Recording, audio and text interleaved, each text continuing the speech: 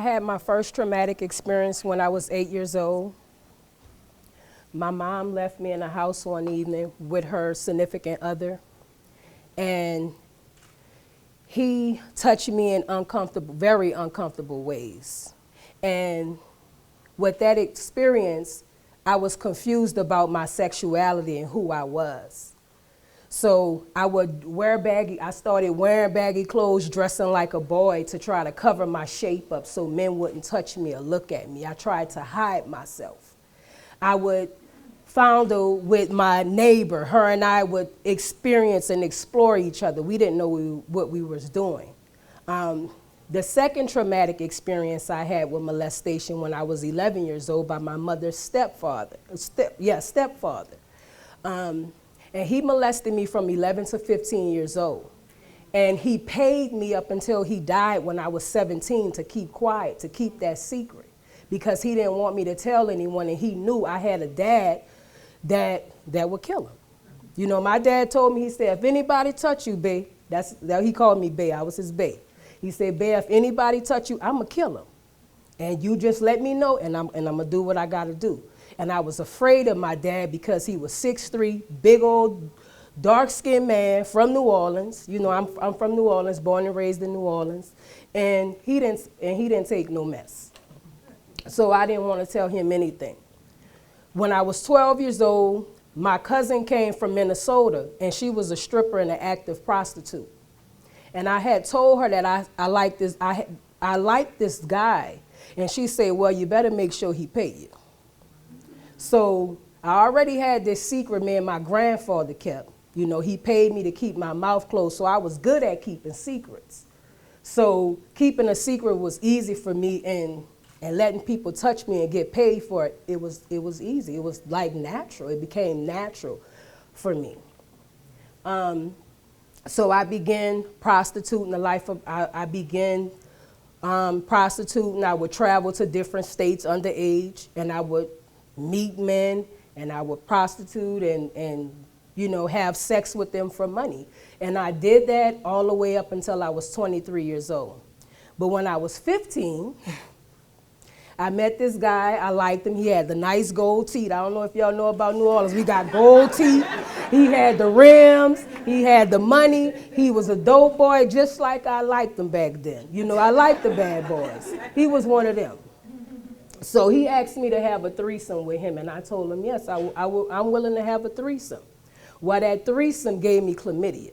He infected me and the other young lady with chlamydia. She was 18, and I was 15.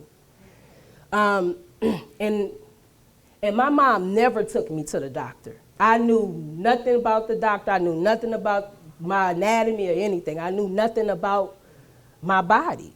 You know, my mama was a church woman. It was go to church, go to school. Southern Baptist woman. Go to church, go to school, and keep your eyes on God and your education. That's what life was about. And one day my friend, she was 18 at the time, and in New Orleans, if you are underage, someone 18 or older can stand in as your guardian, and they can sign for you. So that particular day, she had to go to the family planning clinic. And that morning, I was burning from this chlamydia that I didn't know I had. So it all came together. So when I went with her to the clinic, I told her, I said, I want to start seeing the doctor too. I didn't tell her nothing because I'm good at keeping secrets. You know, I didn't tell her nothing. I just said I needed to go see the doctor. So when I went in the room with the doctor, I said, look, I'm burning. I got this going on. I was being honest. I was straightforward. So they ran a test. She came back, told me I had chlamydia. She gave me this little cup with this white stuff in it to drink. So it was just it was just one dose that I had to take, and the chlamydia would clear up. But she asked me, did I want to take a HIV test? You know, and I'm like, I'm young. You know, HIV, you know, you look skinny and sucked up, and he wasn't skinny or sucked up. He was real fine. He looked good. I mean, I didn't think nothing of it. That's how ignorant I was, you know. And I was like, sure, give me the test. So she gave me a ticket. In 2 weeks, she said, call me back in a week so we can give you your results. And when I called back, they said, Ms. Barkins, we need you to come in. I said, well, I can't come in.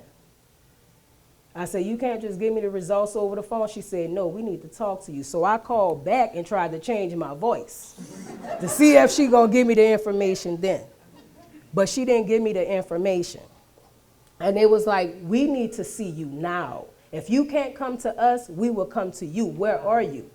And at that time, the clinic was in Orleans Parish, and I was in Jefferson Parish. So they was willing to come way out to West Wego to come tell me what was going on with me.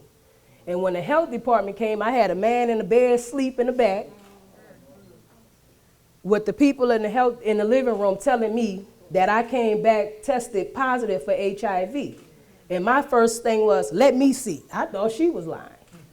And she told me the test results, everything was reactive. And I just broke down crying because it wasn't HIV in our community. You had AIDS and you died. That's how ignorant we was. You died. So I'm like, I'm not about to tell nobody this. I'm not even about to tell him in the back sleep. And again, I love to keep secrets. I know how to keep secrets. And my mom, if I would have told her, she would have told the whole church. She would have brought it to the altar. So I said, you know what? I'm going to have to try to cover this up in case I do die. So I started using heroin. I used anything I can get high on so I couldn't feel to cover up this disease. And I'll fast forward to today. I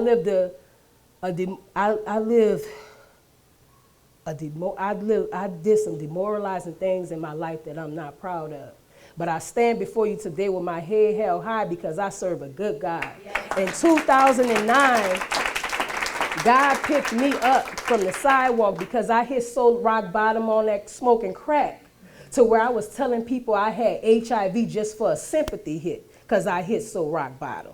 And when they found me, when they picked me up, I had chlamydia, trichomonas, herpes, genital warts, and I was almost to an AIDS diagnosis. And I told God, I said, if you bring me out of this, I'll do whatever you want me to do. And here I stand before you today. I work with the reentry population. I give back to my community. I raise awareness around HIV. I mentor young girls who are victims or are at risk of sex trafficking. And I do this work wholeheartedly and selflessly because I never want to see another young woman in my shoes. Thank you for letting me share.